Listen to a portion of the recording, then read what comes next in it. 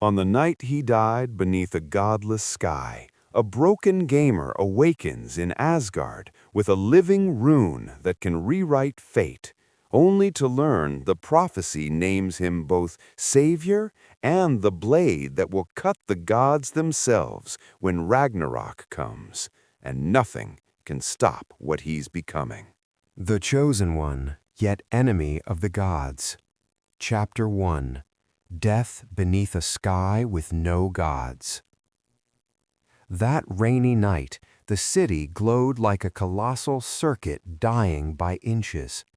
Blue light spilled from billboards onto the wet, mottled streets, and traffic crawled along like stranded iron fish. Tran Minh Kha, 24 years old, a technician for a video game company, stood beneath the narrow awning of a convenience store and held a small silver-wrapped box against his chest. Inside was a silver bracelet he meant to give his little sister the next morning. It was her birthday, and he had promised that no matter how late he had to work, he would make it home in time. But promises are only strong until fate decides to laugh. His phone buzzed in his jacket pocket. A message from his mother. "Are you on your way home yet? The rain is terrible." Kha started to type back, then only smiled, slipped the phone away, and stepped into the street. Rain struck his face like a storm of shattered glass. He ran across an intersection, blinking yellow because of a local blackout. A freight truck lost traction on the drenched road. Its horn screamed out, one terrible note stretched almost beyond time. And in that instant, time slowed.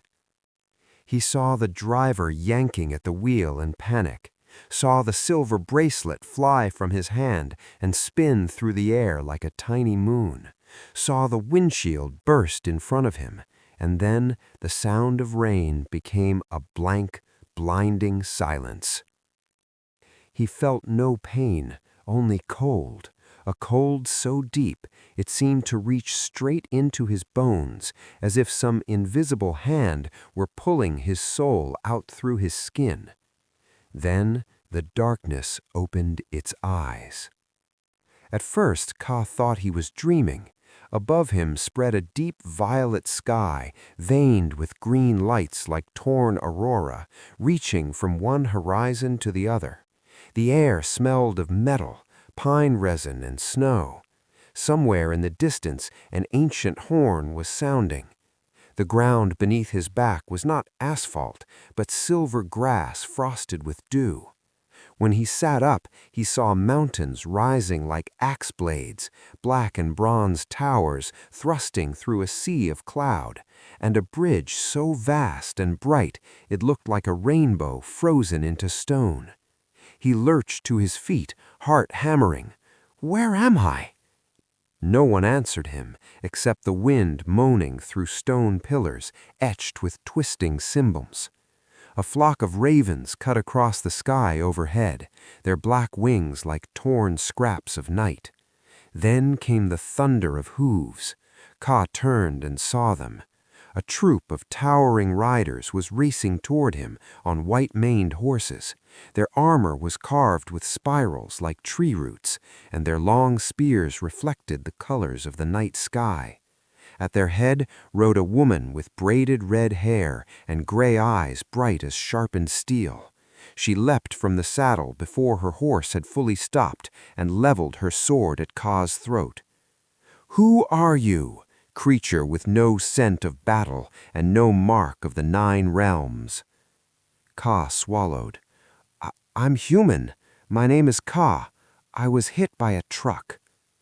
She frowned as if he had spoken in some impossible language, yet strangely she understood him, or perhaps he understood her.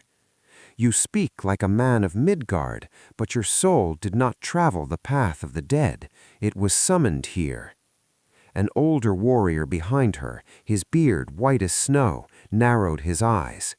"His hand." Kha looked down. The back of his right hand was glowing.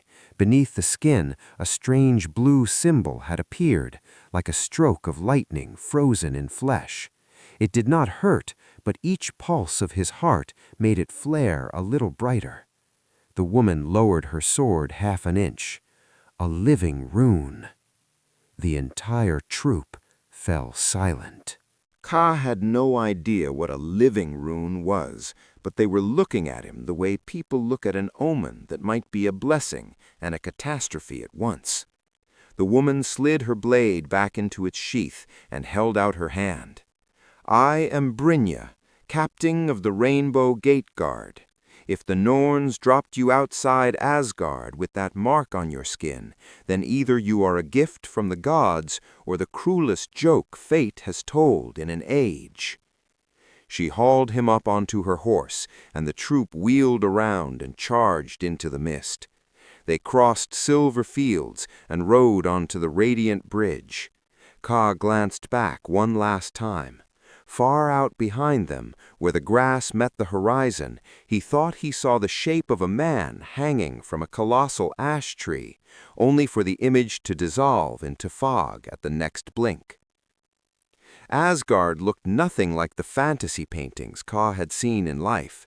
It was glorious, yes, but also severe, like a temple built out of victory and blood. Great halls of red timber rose beneath steep roofs. Stone columns were cut with runic inscriptions. Green fire burned in iron braziers despite the wind. Soldiers, smiths, skalds, and priestesses moved everywhere in tense, efficient patterns. Ravens packed the rooftops in black clusters like punctuation marks in a prophecy. No one laughed loudly. The city moved with the hush of a place listening for an enemy no one could yet see. At dawn, Brynja brought him into Valaxgjalf, Odin's hall.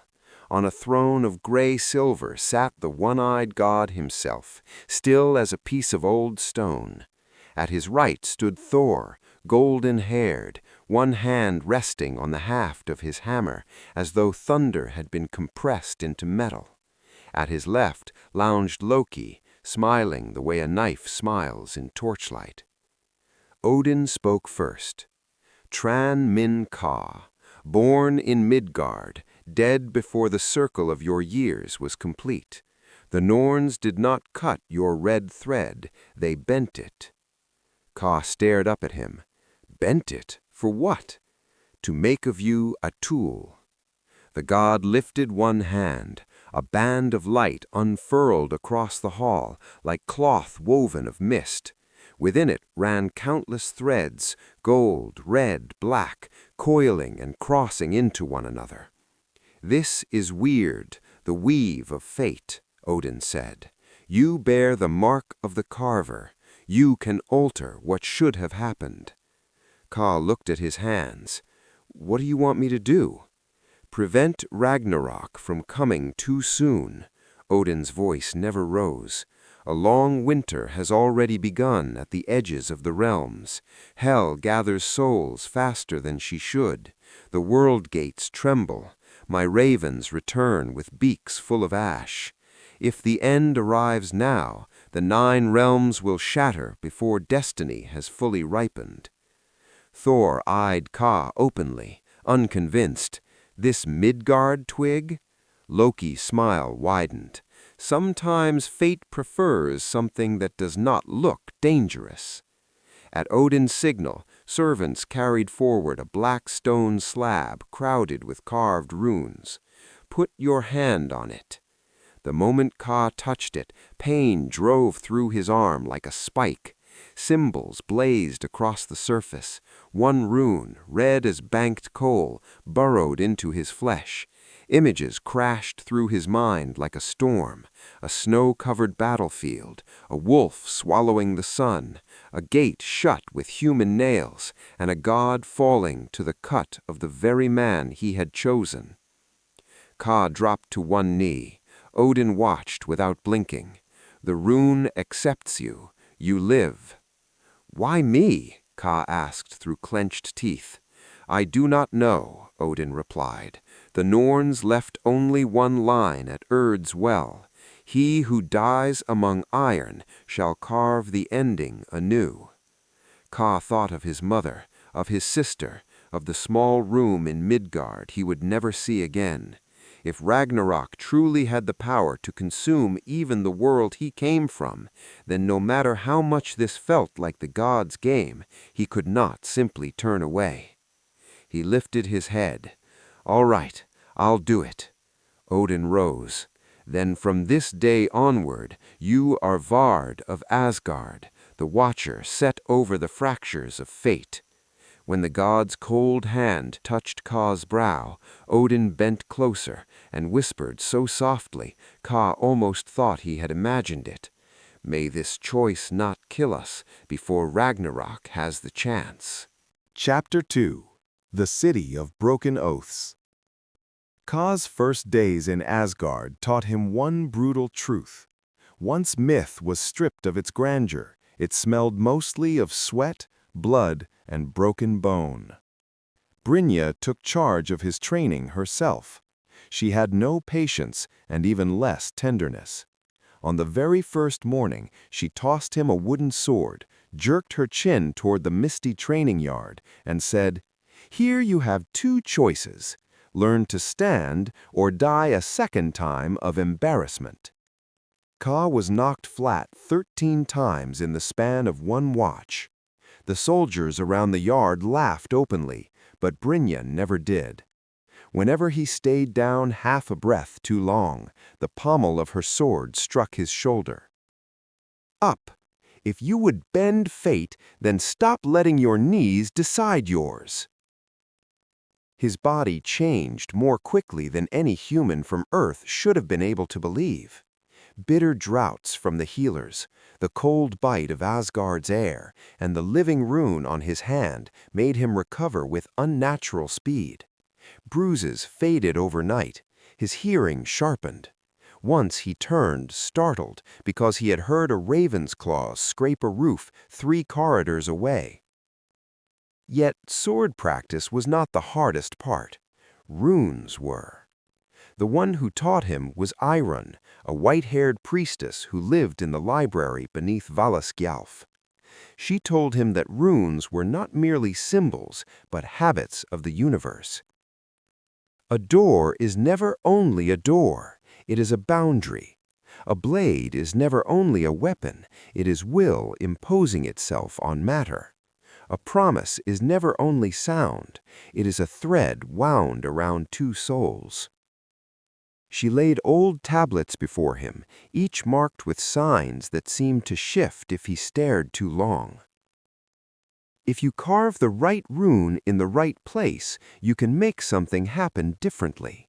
But carve the wrong rune, and you do not only break an event, you tear the relations around it. At first, Ka managed only small things.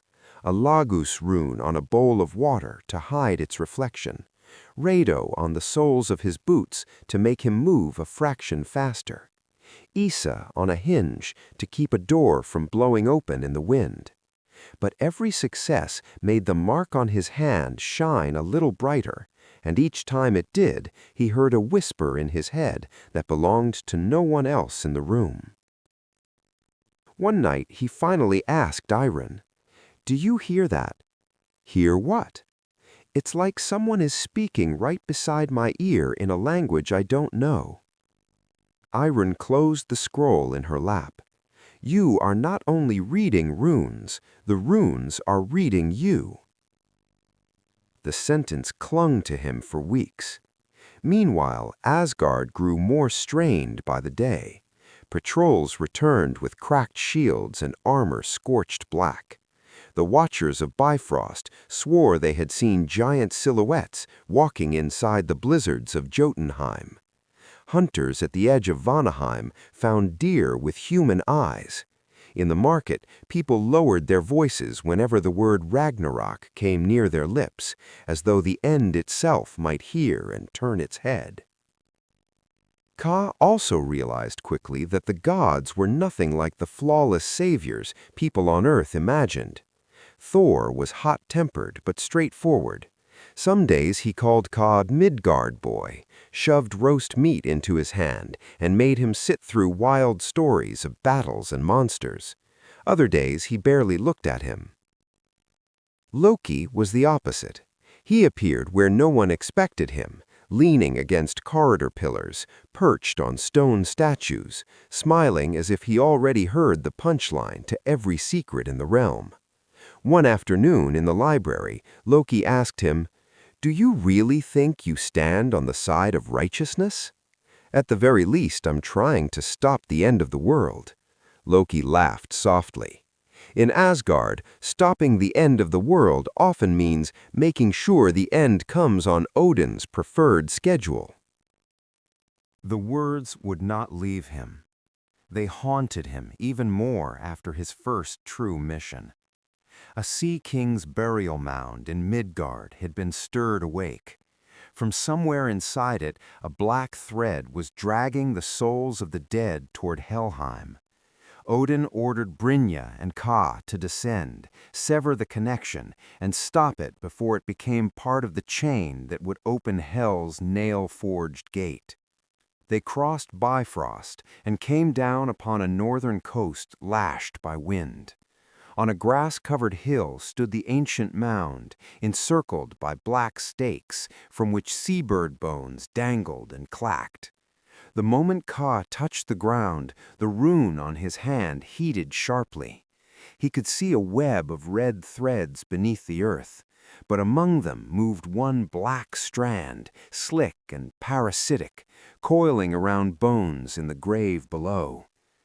"Something is calling from underneath," he whispered. "Seal it," Brynja said, drawing her sword. Ka cut his fingertip and painted a string of runes across the stone cap of the tomb. He had barely finished the last line when the ground convulsed. The lid blasted upward. Salt, damp rot, and the stench of old death poured out.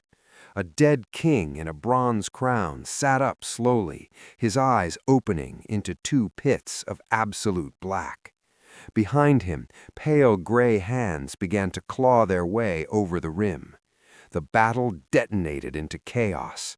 Brynja moved like a storm made flesh, her sword taking 3 heads in the space of a breath.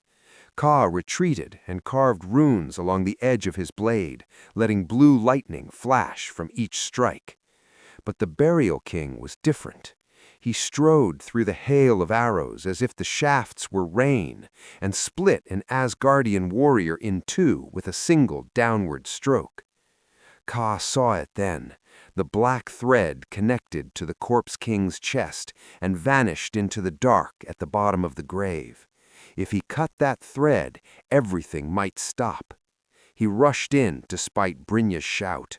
The dead king turned with impossible speed and seized him by the throat, lifting him from the ground. From those black hollow eyes came a voice layered from many mouths. "Son of no one, the one dragged through death's door by mistake." Ka choked. The rune on his hand flared on instinct. He slashed a sign through the air, one Arun had never taught him. The blazing mark drove itself into the black thread. Blue light exploded under the earth. All the corpses froze where they stood. The Burial King opened his mouth and loosed a scream that split the gray sky. Then his body began to break apart in dry, crumbling pieces, like salt-blasted bone. The sea wind caught the ash and tore it away. The Asgardians won the field, but when Brynja hauled Ka upright, there was no relief on her face. "What rune did you just use?" Ka shook his head. "I don't know. It came on its own." Back in Asgard, Odin listened to the report without interruption. Only when Ka repeated the phrase, "son of no one," did something darken in his gaze. "There are those whose names are written under a blank in the weave. They belong neither fully to the place that birthed them, nor to the place that summoned them. They are holes in the tapestry." Ka did not know whether that answer explained anything or only made everything worse. That night he overheard an argument behind a half-closed chamber door. Thor said Ka should never be allowed near the greater knots of fate. Loki said that whenever Odin saw a blade, he wanted to take hold of the handle first, no matter who bled the other end. When Odin emerged and found Ka in the corridor, the god said only one sentence, quietly, almost kindly, which made it worse. "Tomorrow you will read what Arun has not yet shown you. Then you will understand why, from this moment forward, I do not want you using any unknown rune unless I command it." Chapter 3. The Song Erased from Stone. The deepest vault of the library lay beneath levels so old that even the guards at the upper doors rarely stepped there. Irun led Ka down in person. The farther they descended, the colder and drier the air became, until it felt less like a library and more like a tomb. At the end of the corridor stood a circular chamber. In its center rested a black stone reaching up to Ka's chest, its carved lines hacked away in places, as if someone had tried to erase a song with a knife. "The one-eyed king wants you to read it," Irun said. The instant Ka touched the edge of the stone, the half-destroyed letters rose in his mind as a rhythm older than language. Irun told him to read aloud. He did not know the tongue, yet his mouth somehow formed the sounds. "In the third winter, when ravens feed on reddened snow, one dead among iron shall rise from the world of men, neither god nor mortal, bearing borrowed flesh and a name left blank. He shall be chosen to lock the wolf's gate, yet his hand shall be the key that opens heaven. If the gods place their faith in the living rune, then the chosen one shall become the first cut laid across the throat of divinity." The blue flames in the chamber guttered out all at once. Ka stood motionless. Irun's voice, when it came, was rougher than usual. "That is the song of the hollow named. Odin ordered it erased from every tablet, every song, every living mouth." Ka stared at her. "Then he knew from the beginning?" "A part of it." "And he summoned me anyway?" "Because he believed that if he used you correctly, the part about locking the wolf's gate would outweigh the part about the first blow against a god." Anger surged through Ka so hard he could feel it in his teeth. Every day he had spent here seemed suddenly to change color. He had not been dragged into the god's crisis by accident. He had been one piece in an ancient gamble, set exactly where it was needed, and Odin knew that. When the god entered the chamber, he did not look the least bit surprised to find Ka standing rigid before the stone. "So, you know now. You lied to me." "I withheld part of the truth." Ka gave a hollow laugh. "That sounds better to gods, does it?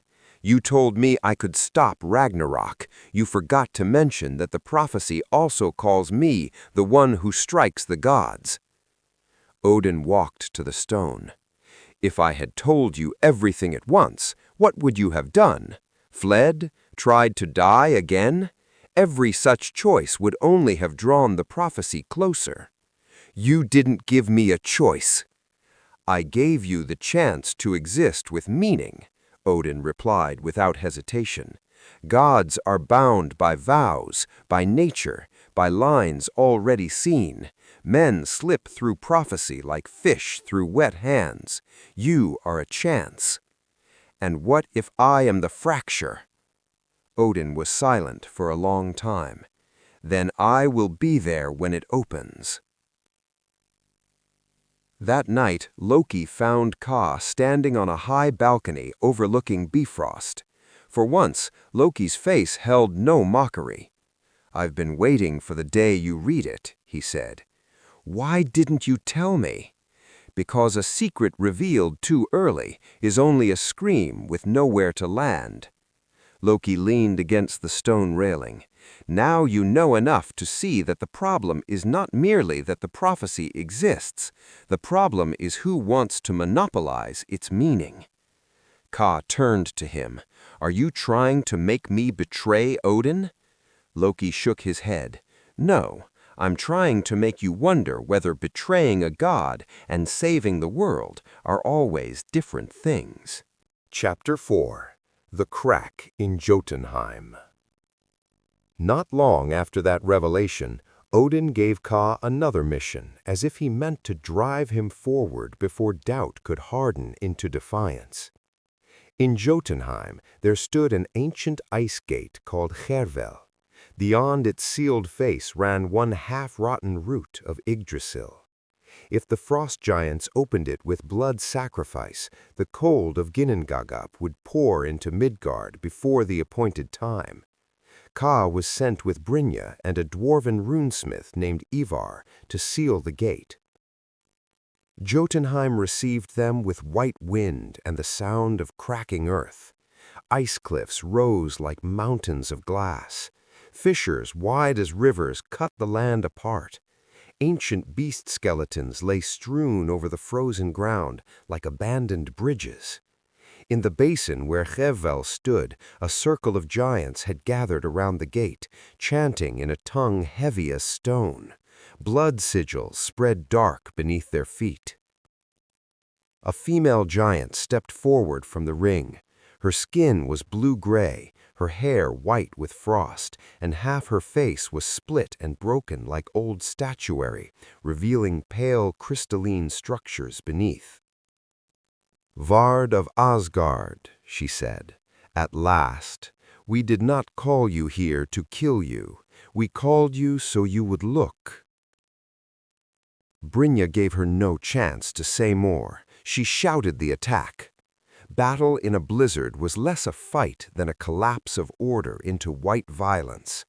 Ivar drove rune nails into the ground around the gate, muttering under his breath without pause. Ka rushed the giantess, carving runes into his blade as he moved. But she did not strike at once. She touched his brow. The world inverted. Ka stood inside a blood-soaked hall. Asgard's golden pillars leaned and cracked. Dead ravens rained from the rafters, and in the middle of the ruin, Odin was pinned through by a black spear. The one holding it was Ka. A voice behind him whispered, "That is not a fixed future, only the shortest road if you keep believing you can serve as a tool without becoming a weapon." The vision shattered when a giant's hammer nearly took off his head. Reality crashed back in. The giantess was now locked against Brynja, and Ivar had nearly completed the sealing circle. Then Ka saw what the storm had hidden at first glance. Mixed into the blood ritual on the ground was not only giant blood, but Asgardian blood, marked in a pattern of runes used only by Odin's own household. Before he could shout a warning, one of the giants fell onto Ivar and sent the runesmith sprawling. Hervel shook. From the black mirror of the gate, a hand of dry root and bark thrust outward. Ivar screamed for Ka to seal it now. Ka saw the rune that would do it, the same alien sign that had appeared to him in the Sea King's tomb. If he used it, the gate would close. It might also damage Yggdrasil's root. There was no time left to think. He carved the strange rune across the face of Hervel. A streak of red-blue light split the black mirror in two. The root hand convulsed and then crumbled into dust made of light. The entire ice gate fractured and collapsed into the basin below. The giantess was thrown backward with the rest, but before her body dissolved into a storm of snow, she looked directly at Ka and said, "You have saved one realm and weakened another. Keep doing that, little key." Back in Asgard, Odin listened to the report with unnerving calm, though he paid close attention when Ivar described the unknown severing rune Ka had used. "What did you see at the gate?" Odin asked. Ka answered with half the truth. A giantess said you were bringing Ragnarok sooner. Odin watched a raven pass across the snowy sky outside. An enemy always prefers half the truth, because the other half your mind will kindly supply. And what is the other half? That I am intervening. Yes, I push, I pull, I lock, I bend. Because if I sit still and let destiny proceed untouched, the 9 realms meet the end before they are prepared. Call that arrogance if you wish. I call it responsibility. Ka held the god's gaze. But every time you interfere, something cracks a little more, doesn't it? Odin did not deny it. Every decision has a cost. The sentence followed Ka all the way to his next descent, into Helheim. Chapter 5. The dead in Helheim no more than the living. Halveig, one of Brynja's younger warriors, died on patrol at the edge of Alfheim, but her soul never reached the Hall of the Slain. In the middle of the funerary rite, it vanished, as though some hidden trapdoor had opened under the path of death and dragged her elsewhere. Aaron said only Helheim received such crooked descents.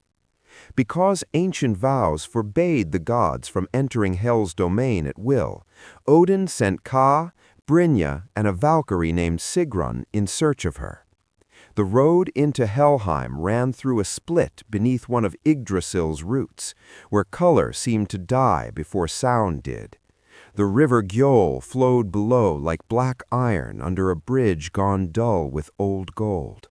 Souls stood along the banks with empty eyes, each one wearing around its neck a cord braided from its last memory. Hel sat upon her bone throne. The upper half of her body was so beautiful it felt cruel.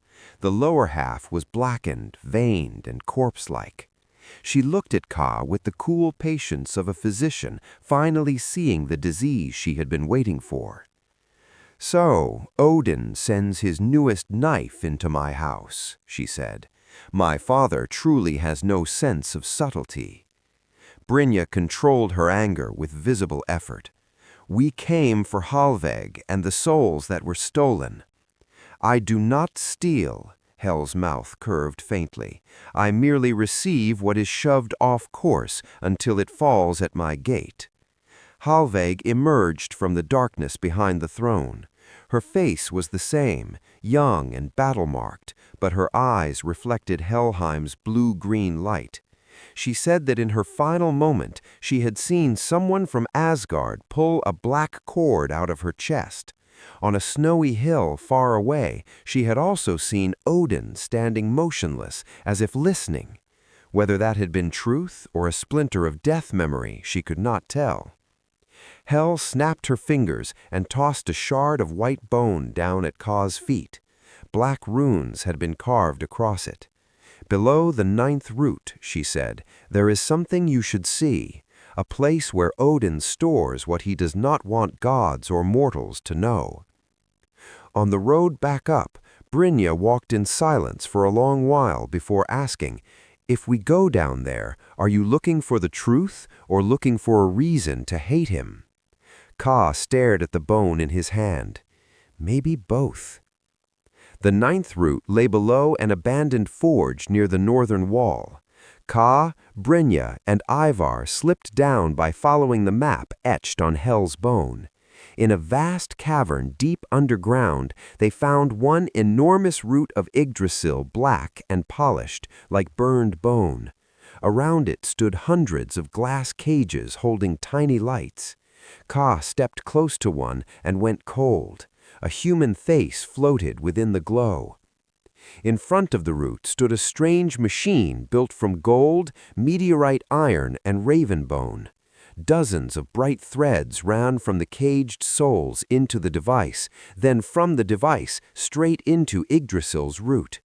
A voice rose from the dark. "You were not meant to see this." Odin stepped forward.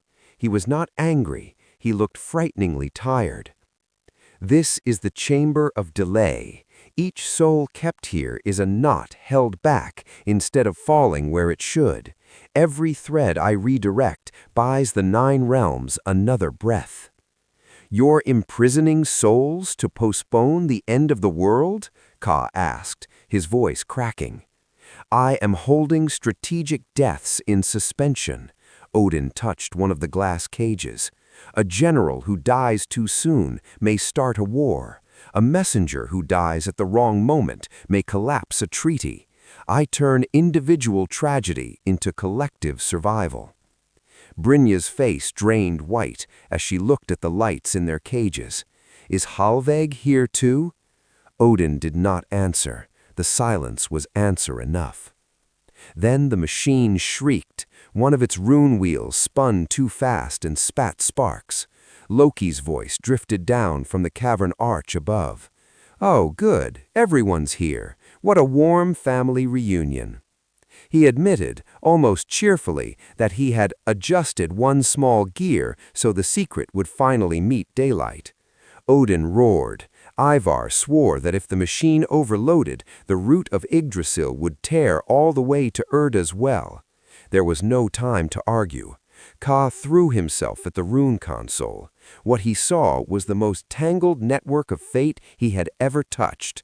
Soul threads stretched beyond reason, their connections to the root beginning to rip apart. He carved a reversal rune into the very center of the mechanism. The entire control board blazed white. The machine stopped. The glass cages exploded, but not in destruction. Freed souls rose in swarms around the root, like fireflies. Many shot upward towards the surface, racing to the fates that had been denied them. Others flowed downward into deeper darkness, descending at last to Helheim. And on the side of Yggdrasil's root there appeared a charred symbol Ka had never seen before, the rune of blankness, the sign of the hollow-named. Then, from the deepest point of the cavern came a low, vast howl. It was not loud, it didn't need to be. Every soul newly released froze in the air, as if the sound had reached inside them and touched something primal. The wolf had cried out. Chapter 6. The Wolf Hears His True Name.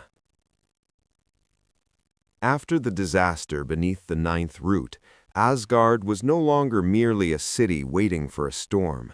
It had become a place that had heard the roof crack and was trying to keep eating supper as though nothing were wrong. Odin sealed the underground chambers at once and forbade any mention of the imprisoned souls. His orders came down fast and sharp as drawn steel, but too late to smother rumor entirely. On that same day, the eastern watchtower raised an alarm. Fenrir's chains were shaking. Fenrir, the wolf fated to devour Odin at the end, was bound by Gleipnir on a rock island out in the sea mist beyond Asgard. Legend said no force could break that fetter before the appointed hour. Yet all through the night the sentries heard the chain grind, and they watched the ocean freezing solid around the island. Odin led the inspection himself. He ordered Ka to come with them. The moment their warboat touched the black stone shore, Ka felt his heartbeat slow against his will, as if some larger heartbeat hidden in the sea were pressing against his chest and forcing his own to imitate it. Fenrir lay within the ring of chains like a mountain made into fangs. His fur was not exactly black. It was the color of the distance between stars. One eye opened, its vertical pupil pale as a broken moon. The instant Ka stepped onto the island, that eye widened fully. Every warrior around him lowered a spear. Odin raised Gungnir. "Lie still, wolf." Fenrir did not look at Odin. He stared only at Ka. Then he smiled.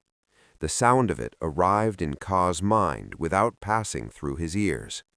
"At last, I smelled the blankness on you from very far away."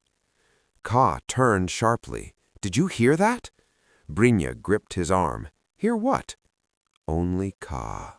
Fenrir shifted slightly, and each chain link rang like a funeral bell. Do you want to know what you are? Not man, not God, not stray soul. You are a fragment cut loose from fate itself when Odin hung upon the world tree to steal the runes. In death and delirium he took more than he understood. A shard of blankness clung to that knowledge, slept for ages, then fell into Midgard like an accident. When you died among iron, the blankness woke and crawled back toward where it once belonged. Cold sweat broke across Kaa's skin. The words sounded insane, and yet they fit too neatly with everything in him that had always felt just slightly displaced. The dreams of strange symbols from childhood, the irrational unease he felt at knots and bindings, the sense of being forever half a heartbeat too early or too late for the rhythm of other people.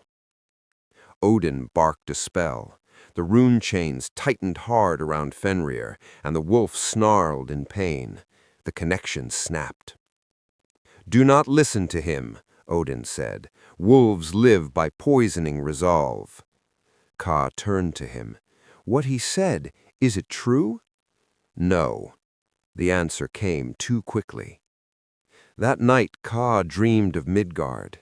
His sister stood on a red shore, holding the silver bracelet she had never received. Behind her, the sea split open to reveal an enormous gate made of pale human nails. When she turned back toward him, her eyes were pure black runes. "You came home too late," she said. He woke, drenched in sweat. A black raven stood beside his candle, one that bore none of Odin's markings. Tied to its leg was a strip of skin, inscribed with a single line. "If you want to know what opens the nail gate, meet me at the abandoned forge when the moon leans wrong." Loki. Chapter 7. The Red Thread Map. Loki was already waiting in the abandoned forge. This time he did not waste much effort circling the point. The nail gate is not merely a physical door. It is a crossroads of the dead's unpaid debt, of oaths broken by gods, and of a rune lock sunk directly into the blankness beneath the tapestry of fate. Usually the lock turns only when enough debt, enough broken vows, and enough slaughter have accumulated. That is Ragnarok. "And me?"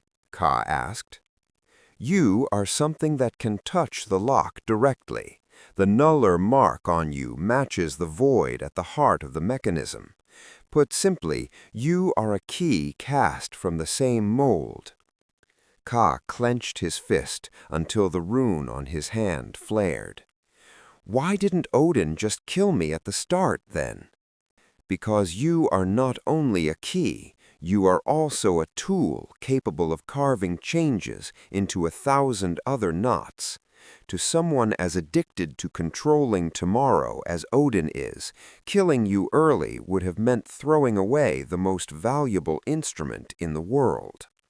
Brynja appeared in the forge doorway at the very instant Loki fell silent. Her face showed exhaustion more than anger. "You two seem to be having a very complete little conversation about treason." Kaa handed her the strip of hide he had received from the Southern Watch. In Midgard, several coastlines had begun to suffer ash rain under clear skies. Empty ships were drifting ashore, with sailors' bodies unnaturally unrotted though they had died months before. In fishing villages, people claimed they could hear the waves calling them by the voices of their dead relatives. Hell was rising into the world.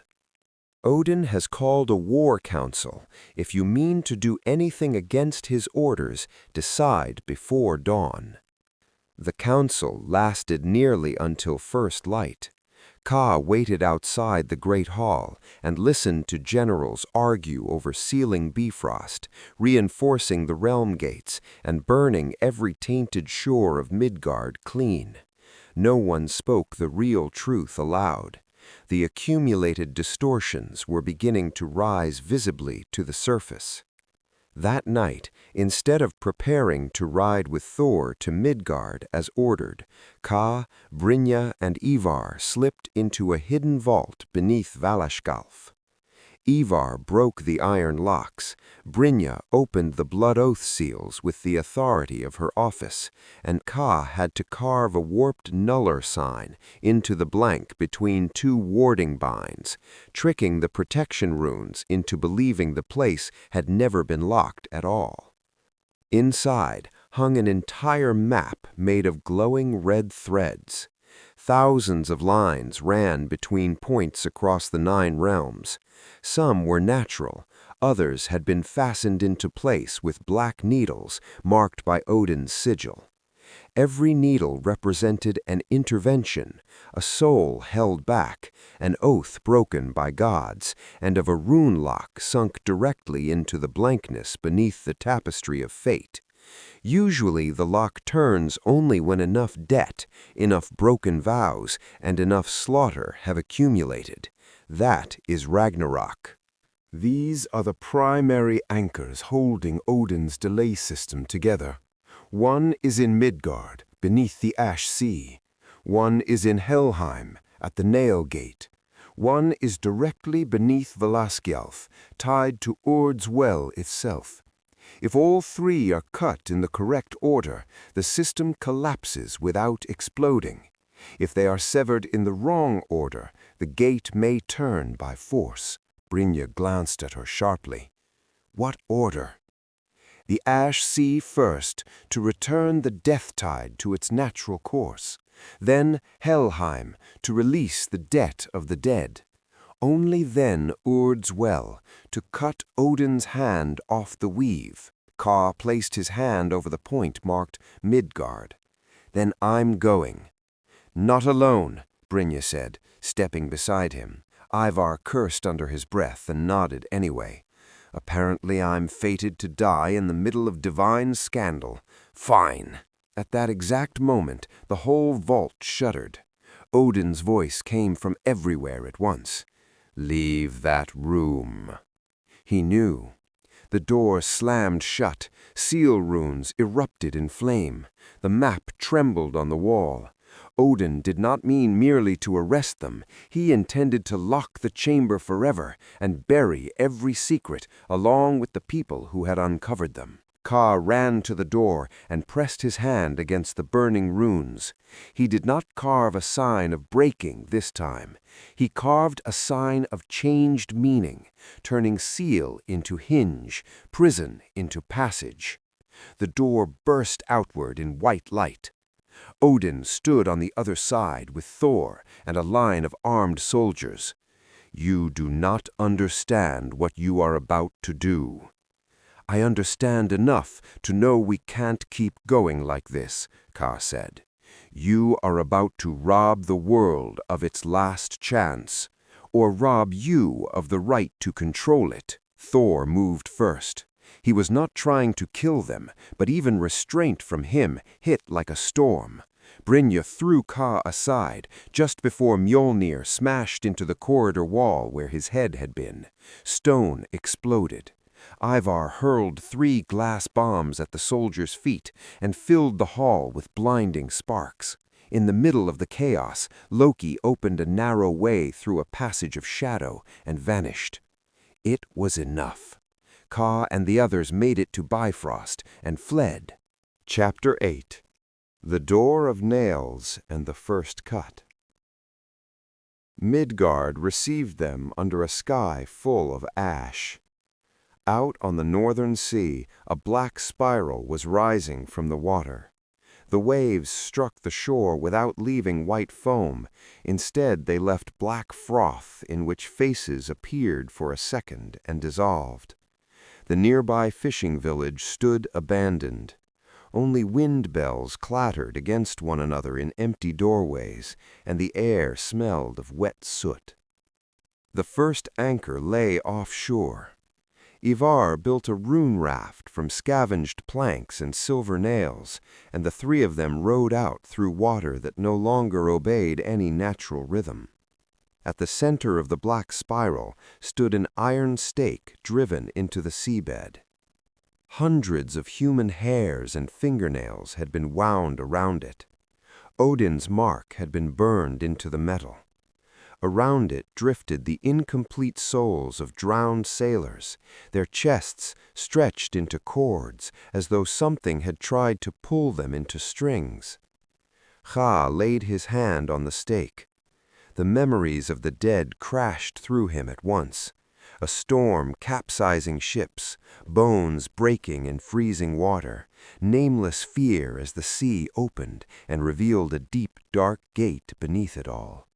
And in memory after memory, he saw the same figure standing on a far promontory in a blue cloak, driving the stake into the water with his own hand. Odin. "He did this himself," Kha said hoarsely.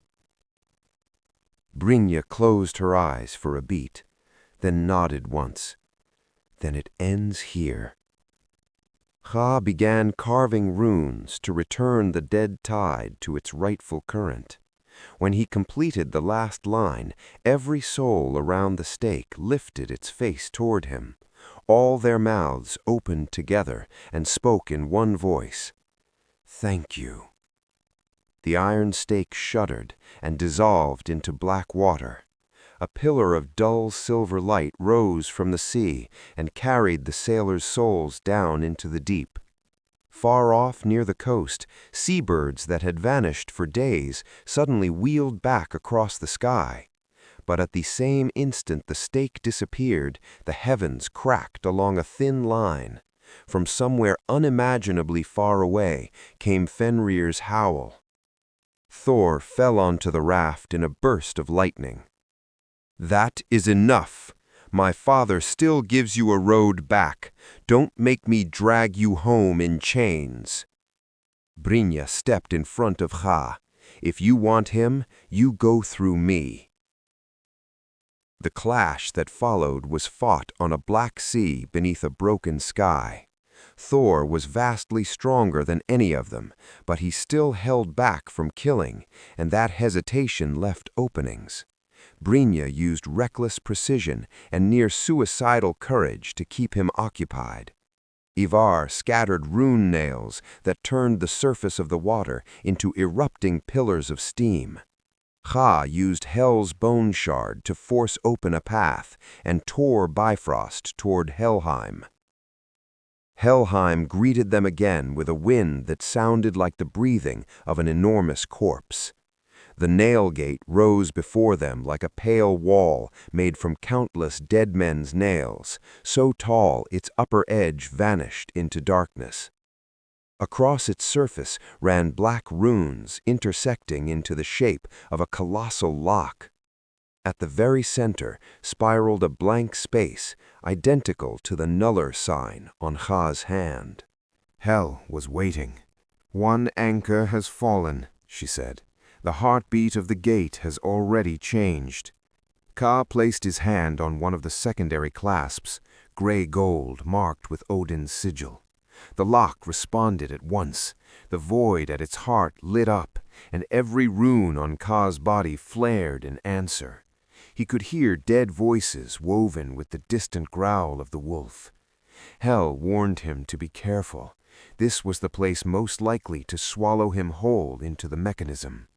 He began removing the clasps, not by force, but by altering their meaning. Bind into guide, lock into transfer. Each one that sprang free sent a vast sigh through all of Helheim. Along the bridge of Joel, the souls turned together toward the gate, like an audience hearing a bell that had not rung in an age. When the 9th clasp came loose, Odin arrived. He stepped straight out of a tear in the air, followed by Thor, Sigrun, and a detachment of exhausted soldiers. "Stop!" He did not raise his voice, and somehow that quiet made all of Helheim still. "No," Kha said, "or rather, you're the one who needs to stop." Odin told him that if all the clasps here were removed, the final anchor at Urd's well would bear the full backlash. Then either Odin would have to hold it alone, or everything would detonate at once. Ka told him to let go. Odin said that below the well there were not only his interventions, but older stitches from ages before. If all of them came loose together, the nail gate would turn before its rightful hour. The argument broke into violence when a panicked soldier rushed Ivar, and Hel froze half his body in place with a glance. Brynja engaged Thor. Sigrun and the Valkyries struggled to keep the dead from being swept into chaos. Erun, by Ka's means he did not understand, appeared as well and drew a ring of runes around him. Odin walked straight through it. Ka had never felt the distance between himself and a god as clearly as he did while the king of Asgard advanced, step by step, crushing runes beneath his boots. He carved Nuller before him, but Odin drove Gungnir through the sign as if he had long prepared for exactly this resistance. They struggled not with muscle, but with will, directly over the lock of the apocalypse. "Do not force me to kill you," Odin said, voice hoarse. "Then don't force me to open it." "I am trying to save what can still be saved," Ka shouted back. "By deciding who gets sacrificed for it? You are no different from Ragnarok, only it wears a cloak and speaks in the voice of reason." Something broke in Odin's eyes. He struck Ka's knife away and seized the wrist that bore Nuller. The lock blazed. Hel sprang to her feet. "Let him go!" Too late. Odin, the one who had delved deepest into the primal runes, and Ka, marked by the fragment of blankness born of that theft, formed a complete circuit the instant their flesh connected. The lock recognized both parts of its own origin. It began to turn. Ka saw it all with terrifying clarity. If this continued, the gate would wrench open by force. There was no longer time to free himself from Odin by any ordinary motion. Only one choice remained.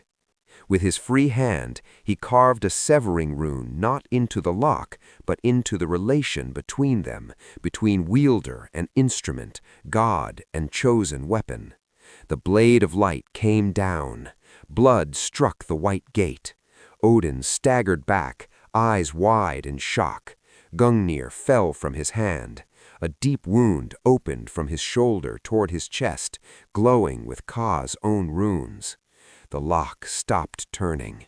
Silence crashed across Helheim. Hel looked from the wound in Odin's body to Ka's face and said, "So the song did not lie.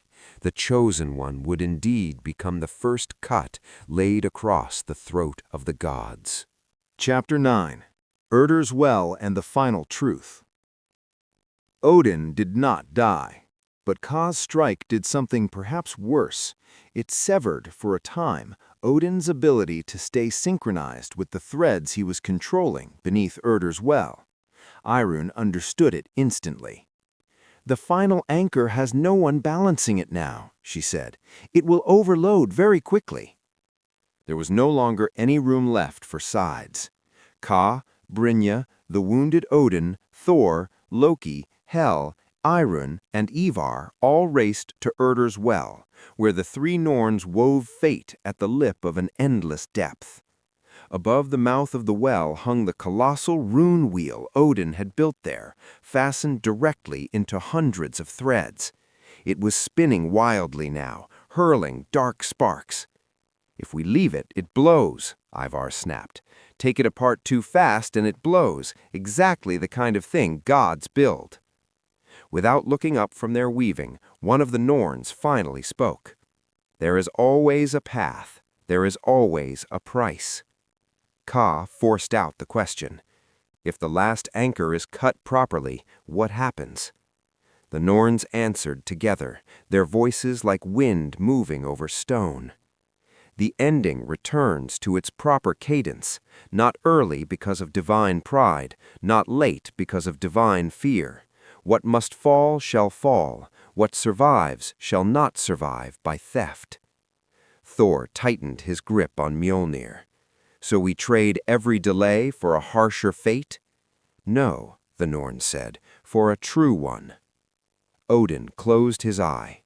When he opened it again, the fever of control seemed to have drained from him, leaving only an exhaustion older than mountains. I did all of it because I feared this day. Hel laughed without warmth. What god does not fear the day his line is finally finished? Ka stepped toward the wheel. If I do this, history will remember me as the one who cut a god and cleared the road for Ragnarok. Perhaps, Odin said, meeting his gaze. People love simple stories.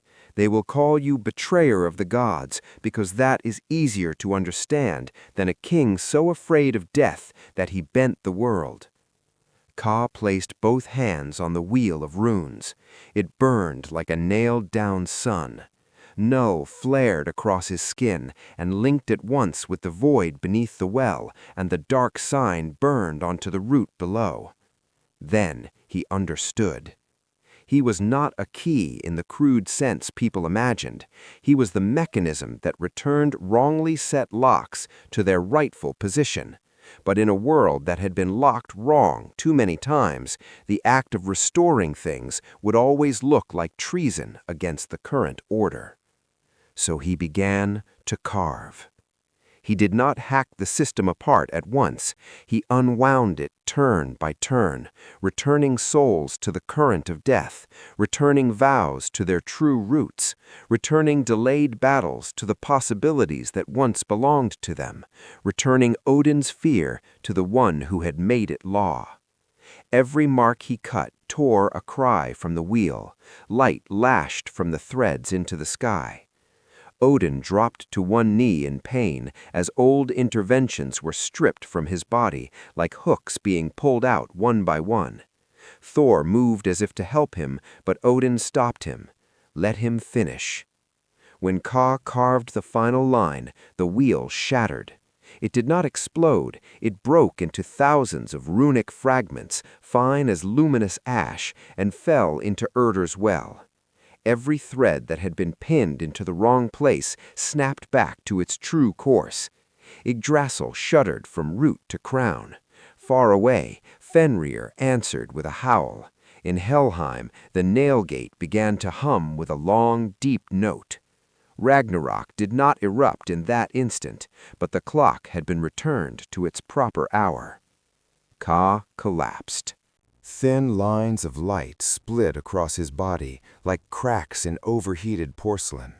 Null spread from his hand up his arm, across his chest, toward his neck.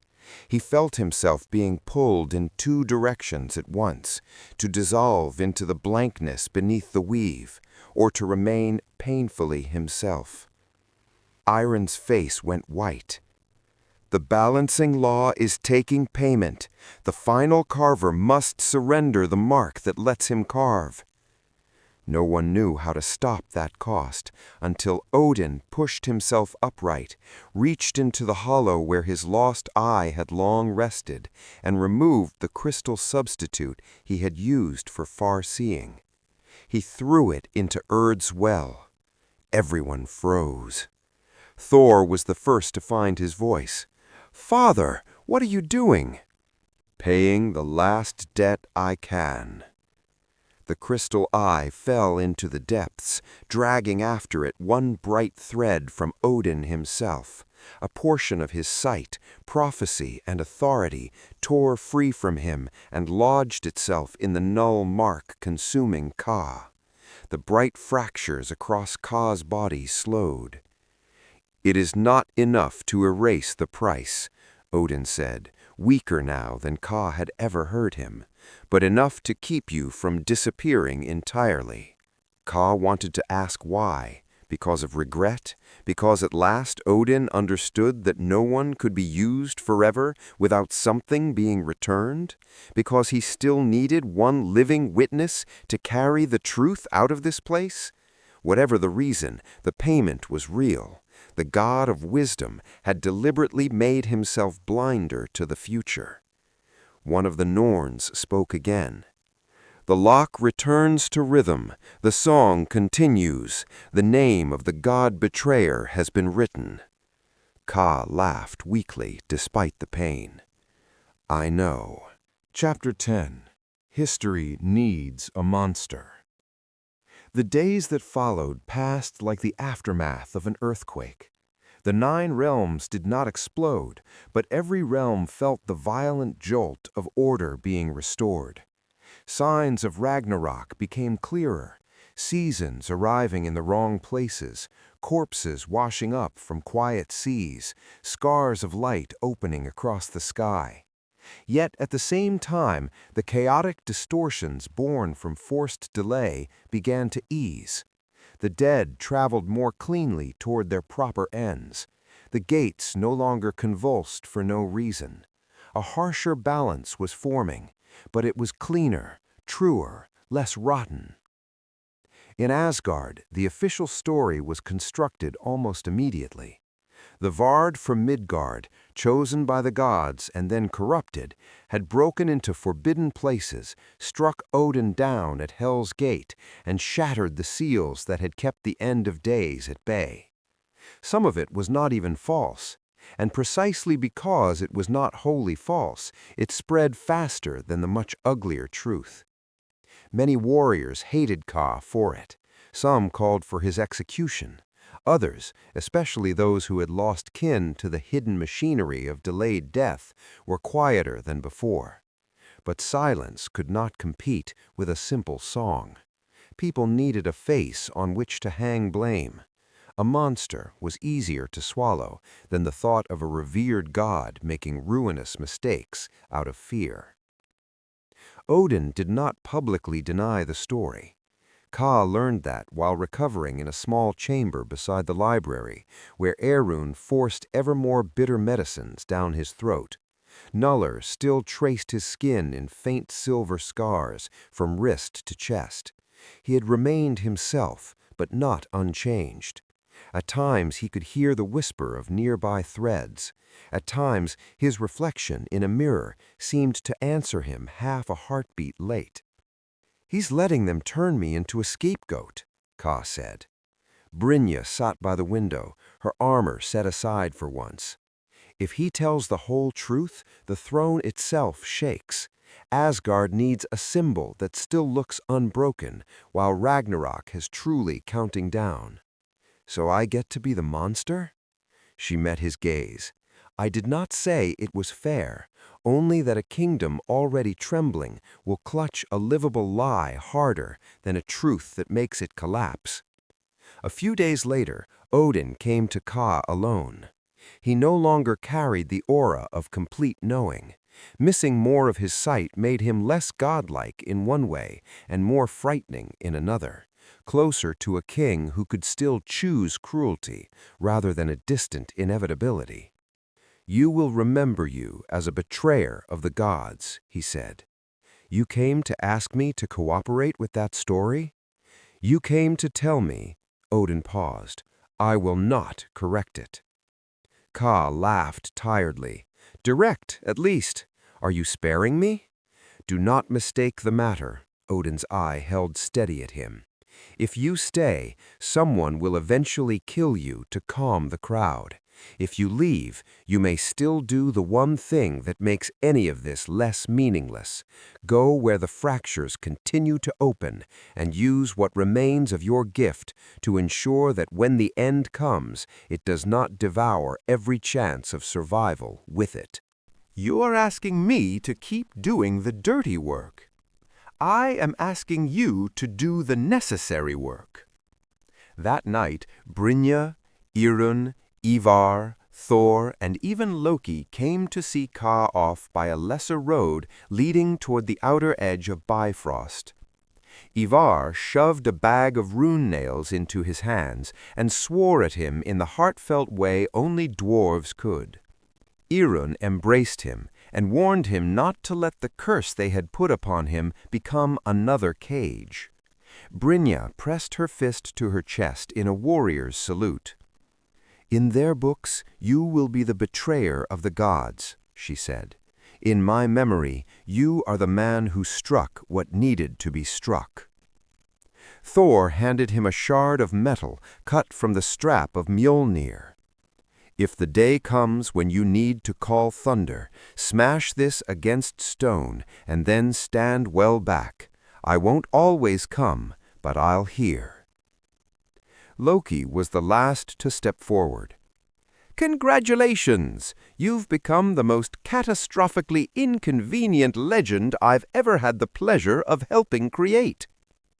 For the first time in many days, Ka laughed for real.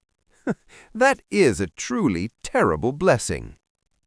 When Bifrost swallowed him, Asgard behind his shoulder looked beautiful and pitiless, like a song that knew its own death by heart and kept singing anyway. Chapter 11. The one who bears the curse walks toward the fire. The years that followed, if years still meant anything in an age sliding toward its ending, carried the name God Betrayer across the 9 realms faster than any army could march. In Midgard, stories spread of a scarred stranger appearing on storm-black shores where corpses tried to crawl back from the tide, carving light into stone and vanishing before dawn. In Vanaheim, people whispered of a warrior marked in silver who had broken a blight from a forest by trading the life of some ancient beast for it. In Svartalfheim, smiths cursed the exhausted human who barged into their forges at midnight, demanding rune spikes capable of nailing nightmares to the floor. Ka moved through the realms with only a few rare allies when he needed them. Sometimes Ivar and a handful of foul-tempered dwarves, sometimes Brynja, arriving from nowhere with intelligence she had stolen from places it should never have escaped. Sometimes Thor, who truly did hear the call in the metal fragment and descended like weather itself, finishing the work and leaving before anyone could properly thank him. Loki was more like a fever in the structure of the world. No one invited him, but from time to time he appeared at the most disastrous moment, carrying an infuriating smile and exactly the clue no one else could have found. Ka learned to live with the name of Betrayer. At first, it lodged in him like a thorn. Later, it became a kind of armor. If the world needed one cursed figure onto whom it could unload some portion of its fear, then he would wear that title. But he refused to let it define everything he was. Each time he saved a village, a world gate, a fleeing caravan, a handful of terrified children hidden in root caves while the sky broke above them, he reminded himself of one thing. Grand history might lie, but the small lives preserved inside a single hour were real. Even so, Ragnarok came closer. On many nights, the sun and moon were bitten by shadows no one could see. Seas retreated too far in several realms. Deep claw marks appeared on old trees where no beast had passed. Asgard's armies guarded until exhaustion turned men and women into ghosts wearing armor. In his dreams, Ka kept seeing the final field where gods and monsters would crash together like 2 walls of living fire. One night, on a cliff at the edge of Midgard, beneath an aurora hanging low like torn cloth, Fenrir spoke to him again through the wind. "You think you stopped anything?" Ka did not answer at once. Then he said, "I did not stop it. I corrected it." The wolf's laughter moved through the darkness. "And correction is not a way of choosing a side?" "It is." Ka looked out over the Black Sea. "I chose the side of those who keep getting turned into the price of powerful people's fear." For a long moment, the wind went still. Then Fenrir spoke again, and for the first time, there was no mockery in the voice. Then hold to that choice when the hour comes. On the last field, every song in the world will try to make you into a tool again. And eventually, that hour arrived. Not with bells, with birdsong ending all at once. So he drew his blade and carved a guiding rune into the rock beneath his feet, opening a path for the refugees below the ridge to run toward the shelter caves he had prepared.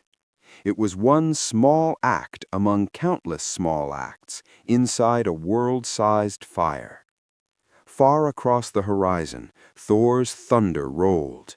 The horns of Asgard answered. Somewhere in the gale, Loki's laughter moved like a greeting, and deep beneath all of it, the weaving of the Norns continued as steadily as a heartbeat. Ka pulled up his hood and walked toward the flames. History would remember him as a betrayer of the gods.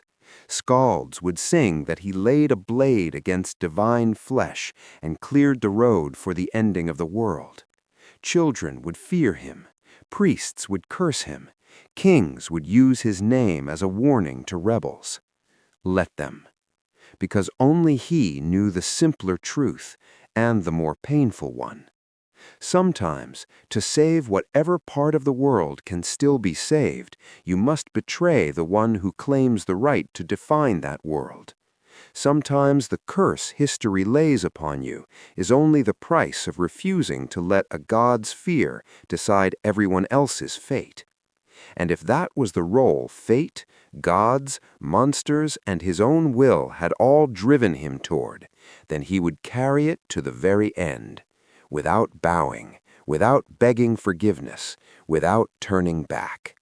Because amid the scream of apocalypse, amid ash and blood and thunder, the Chosen One had at last chosen himself. Hey there! If you enjoy our audio content, don't forget to hit that like button and share this video with your friends. Most importantly, click subscribe and ring the bell to stay updated with everything Zuzu Audio. Support the channel and join our community today.